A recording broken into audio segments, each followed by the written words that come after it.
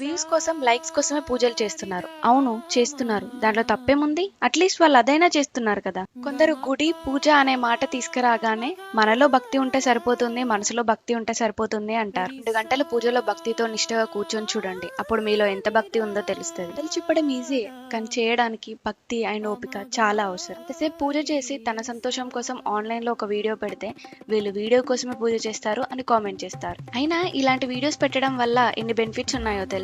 మన future generations కి మన ట్రెడిషన్ అండ్ కల్చర్ గురించి చెప్పిన వాళ్ళం అవుతాం. అండ్ కొన్ని పూజలు తెలియని వాళ్ళకి ఇలాంటి పూజలు కూడా ఉంటాయా అని తెలుస్తాయి. సో వాళ్ళు ఇన్స్పైర్ అయ్యి వాటిని చేస్తారు. అలా మన ట్రెడిషన్ ని కాపాడిన వాళ్ళమే అవుతాం కదా. కరికపాటి గారు అలానే చాగంటి గారి ప్రవచనాల వల్ల మన ధర్మం గురించి మనం ఎలా తెలుసుకుంటున్నామో, ఇలాంటి వీడియోస్ పెట్టడం వల్ల మన ధర్మాన్ని కాపాడుకోవడానికి మనం చిన్నపాటి ఉడత సాయం చేసినట్టే. సో ఎవరైతే పూజ వీడియోస్ పెడుతున్నారో వాళ్ళందరూ ప్రౌడ్ గా ఫీల్ అవ్వండి, మనం మన ధర్మాన్ని కాపాడుకుంటున్నాం. ఓం నమో వెంకటేశాయ.